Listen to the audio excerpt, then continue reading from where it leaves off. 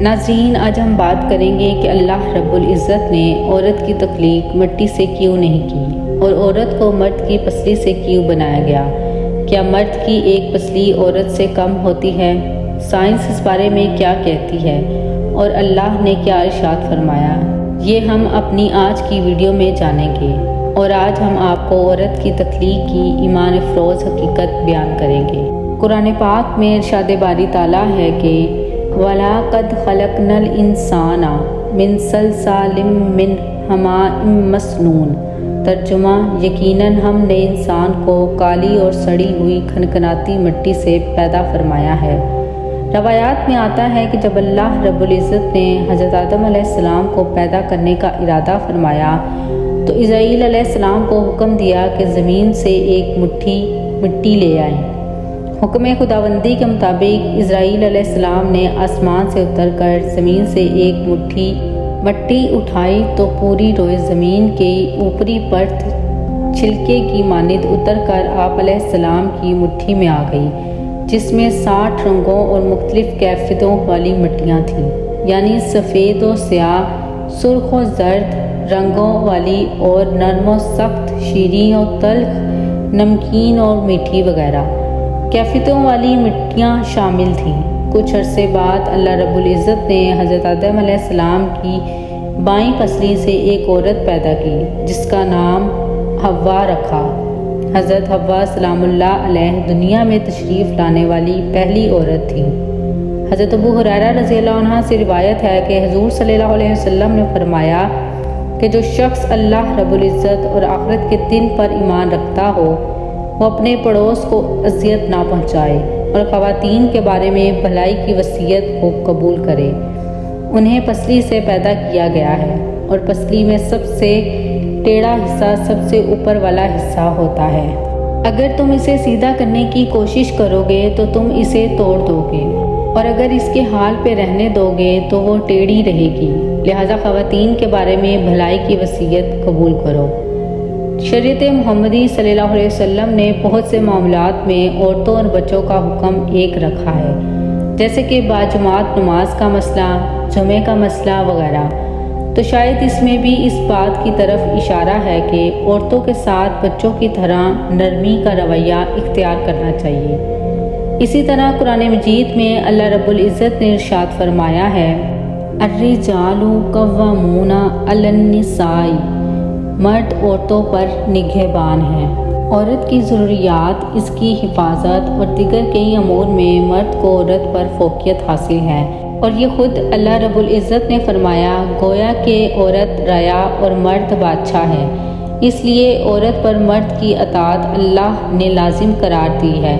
اس سے ایک بات یہ واضح ہوتی ہے کہ میاں بیوی کے حقوق ایک جیسے نہیں، بلکہ مرد کے حقوق عورت سے زیادہ ہیں، اور ایسا ہونا عورت کے ساتھ ناانصافی یا ظلم نہیں، بلکہ عین انصاف اور حکمت کے تقاضے کے مطابق ہے۔ علماء نے اس نقطہ پر بحث کی ہے کہ ہر انسان مٹی سے بنتا ہے یا انسان اول حضرت آدم علیہ السلام مٹی سے بنے ہیں۔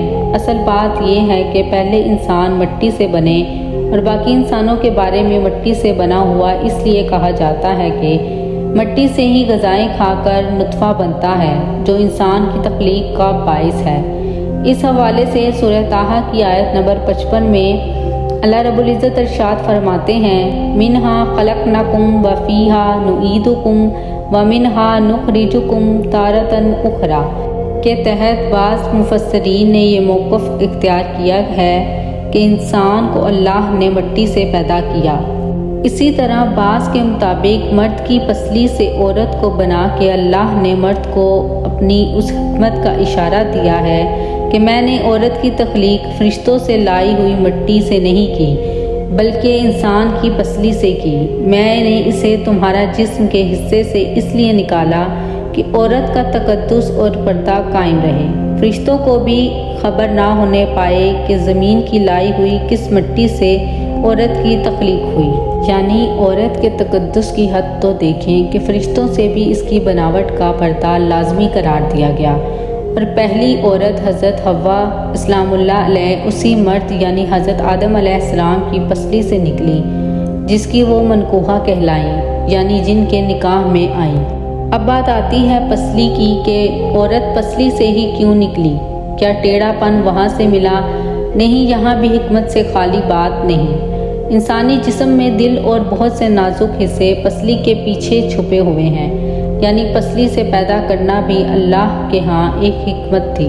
یعنی عورت ایک ڈھال ہے ان نازک حصوں کے لیے جو اللہ نے عورت کو پسلی سے نکال کر یہ نہیں بتایا کہ عورت میں ٹیڑھا پن ہے، بلکہ اس میں عورت کو پسلی سے تخلیق کر کے سمجھا دی ہے کہ عورت وقت پڑنے پر ڈھال بھی بن سکتی ہے۔